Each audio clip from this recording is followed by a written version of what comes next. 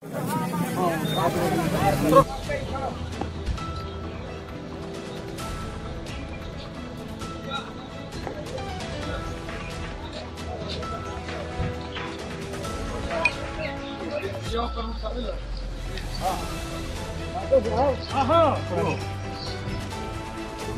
सबसे बड़ा दुखद क्या है कि अगले साल से कोसी ने अपना जो कोसी का जो रियल धार था, जो कोसी का रियल मुहिम था, वो बदल दिया, वो चेंज कर दिया।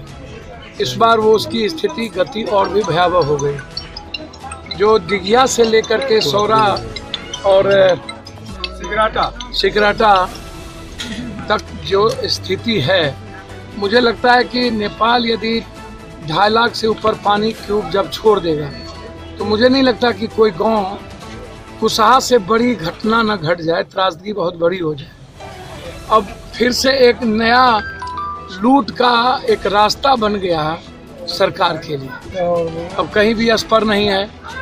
दूसरी बात, आप काम कभी नहीं किए, टेंडर हुआ, इस इलाके के नाम पर पैसा उठ गई।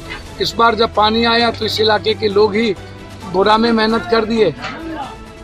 अब मुझे लगता है कि मैं बार बार, आप देखते होंगे कि मैं बाढ़ के सवालों को लेकर बार बार बोलता हूं कि आज़ाद हिंदुस्तान के 70 साल के बाद फड़क्का तोड़ने की बात मैंने हमेशा किया कि जब तक फड़क्का रहेगा बिहार को कोई नहीं बचा सकता।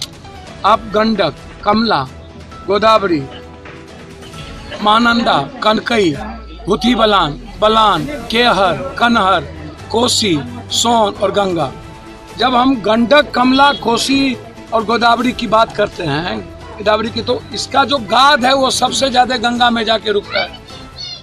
अब फड़क्का ऊंचा हो गया, गंगा गहरा हो गया, तो कोई रिसोर्सेस नहीं है अब गाद को फड़क्का के बाद जाने का, तो बिहार बच ही नहीं सकता। हमने कई बार प्राइम मिनिस्टर से बातचीत की, उस बीच में फिर लोकसभा में ये मामला उठा कि फड़क्का का जो मुहिम है, मुहान है, आप उसको चौड़ा करिए या तो उसको तोड़िए, अन्यथा बिहार एक दिन कोलैप्स कर जाएगा। अब भीमनगर बैरेज को लगभग 28 साल से 29 साल उसकी जो आयु है उससे ज़्यादा हो गई। और जब भीमनगर बैरेज बना था उस वक्त गाद बहुत ज़्यादा नहीं था। अब गाद का प्रेशर बहुत हो गया, कोसी की ऊंचाई हो गई। अब लगातार जो नेता हैं, जो उसकी सरकार थी 30 साल, 40 साल, 50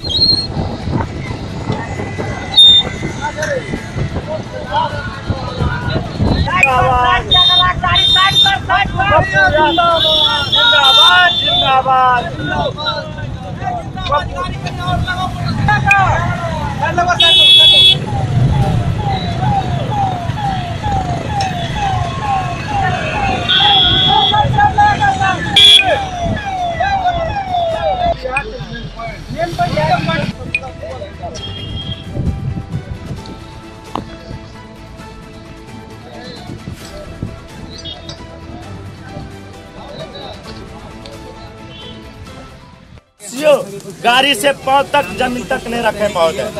नए स्टूडियो आए, गाड़ी पर बैठ के देख लिए क्या है न है, पब्लिक से भी कोई काम किया कि नहीं किया, कैसे काम चल रहा है कि नहीं चल। इस साइड तिलजुगा नदी का बाढ़ भी फ्लड होता है, उधर से भी बात सोशल मीडिया के द्वारा। तो मोदी को बताना चाहिए कि हमारी नियति में क्या ये लिखा गया है क्या, और 5 किलो हमारी औकात है क्या। तो इसीलिए लड़ाई बहुत बड़ी है। हम बार बार कहते हैं, और लगातार 25 दिनों से मैं कमला गंडक के बांध पर सो के नीतीश कुमार को कहा हूं कि ये बहाना मत करना कि नेपाल के कारण हम तबाह हो गए। जब चिमकी बुखार आता है तो गर्मी के कारण हो जाता है, जब डेंगू होता है तो कहता है ठंडा हो गया।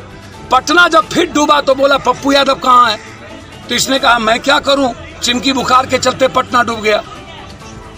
2 किलोमीटर पर नीतीश कुमार का घर है और 15 लाख लोगों को पप्पू यादव को खाना खिलाना पड़ा।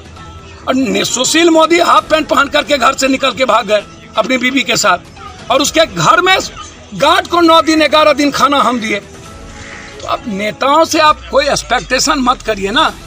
अब जात पात के आधार पर आप यदि धर्म हिंदू मुसलमान के आधार पर यदि नेताओं की और अपनी राजनीति बिहार को बर्बाद करते हैं तो ये तो बहुत दुखद है।